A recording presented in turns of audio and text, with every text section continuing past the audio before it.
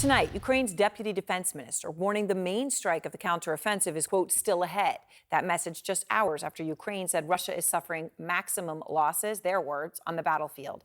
It comes as Roman Trukamets, a Ukrainian sniper that we've interviewed several times here out front, is sharing new video with us of Ukrainian forces rushing a soldier to safety after he was wounded while liberating territory. Well, this is how an evacuation goes down. Kruk, wave your hand. I can't. It's broken. Okay, I'll wave instead. So it's broken, is it? You'll wave again after recovery. Here our fellow was torn apart by an explosion. One of ours? Yes, that's all that's left of him.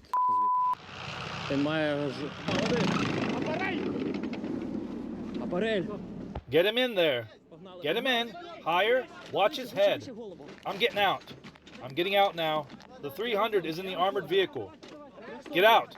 Get out now. They'll take care of him. Okay, guys, let's skedaddle. In the middle of a field, a video just showing up close, right? That's Roman's video of what happened. What it's like right now in that moment on the front lines of a war that has been going on for 16 months. Fred Pleitgen is out front tonight in Ukraine with more.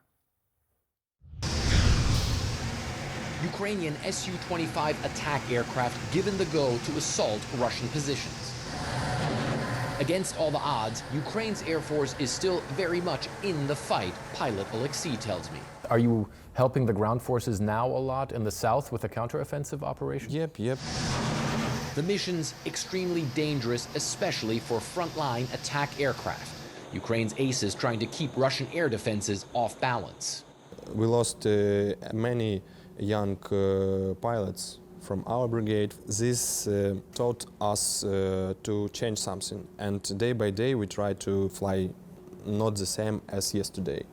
While Kiev says its counteroffensive is progressing, the battles are tough and gains hard to come by.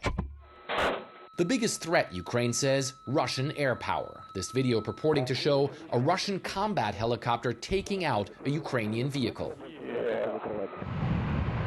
The Ukrainians say Russian interceptor aircraft, like the advanced Su-35, often stop their old MiG-29 jets from operating near the front lines. This MiG-29 pilot, who asked us to hide his face and use only his call sign Juice, tells me. You can be like a maverick, but without a proper hardware, you can't win. Here they go. There goes one. The Ukrainians say they need F-16s from the U.S. and its allies to level the playing field and to fully utilize the air-launched missiles the U.S. has already given them. In between the taxing wartime missions, pilots are already learning the basics of the F-16, hoping they'll be able to fly them in the future. We are trying to improve our English skills. We are flying simulators. So at the moment we have improvised simulators of F-16 almost on all the bases. The pilots say for them, it's a matter of life and death. The attrition rate among combat aviators extremely high. Both Alexei's squadron leader and his wingman killed in combat, he says. When you see the explosion of your colleague by your eyes in real time, it's a shock to.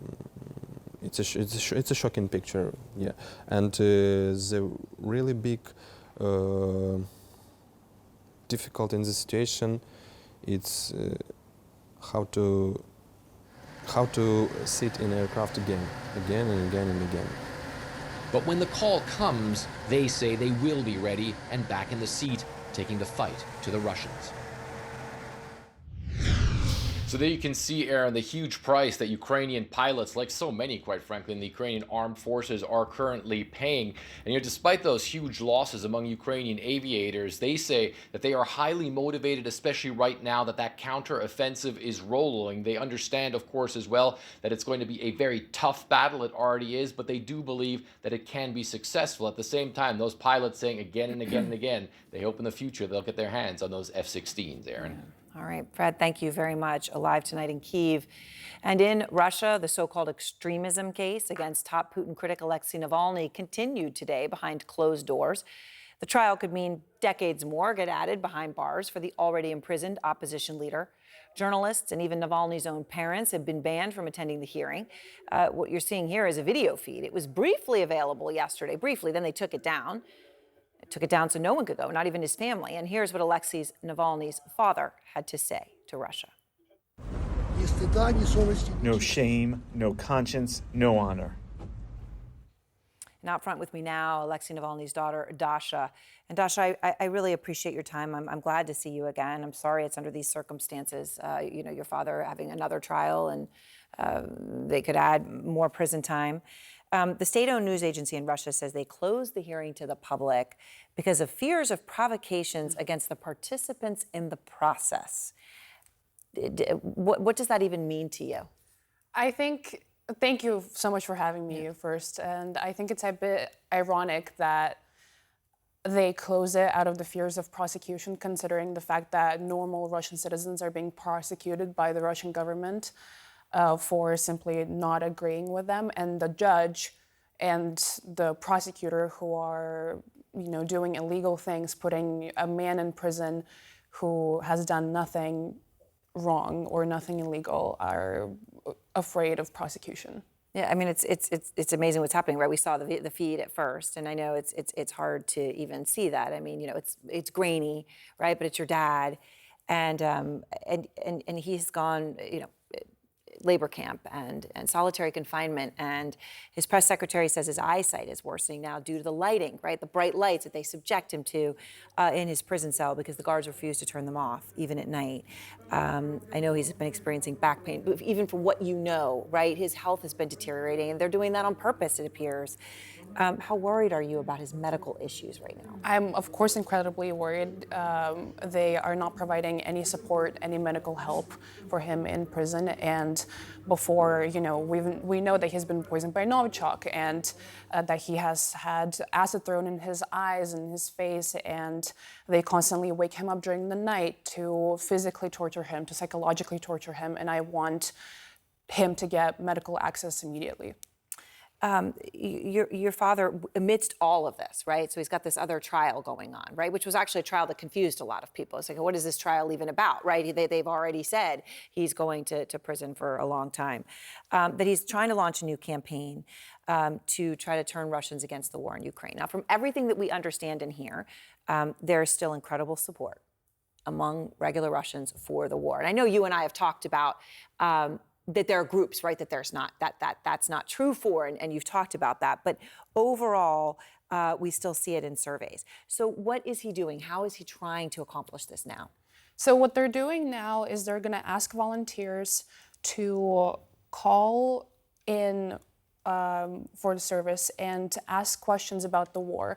Those who are still on the fence of what's happening and don't necessarily understand or have questions, or even want their relatives to talk to someone to explain what's happening with the war in Russia, in Ukraine, that was started by Putin. And basically, this is, I think it's an amazing thing to start, considering the fact that my dad announced this while he's in court, being prosecuted on his own case, and he decided to do something for the Russian people, for the better future of the country, and I'm incredibly proud of him. So your father's father, your grandfather, we heard him there, right? He said Russia has no shame, no conscience, no honor. I know that it's been more than a year since your dad has seen his own parents. How would you describe what Putin is doing, what Russia is doing right now, just on the personal level, to your father, to your family?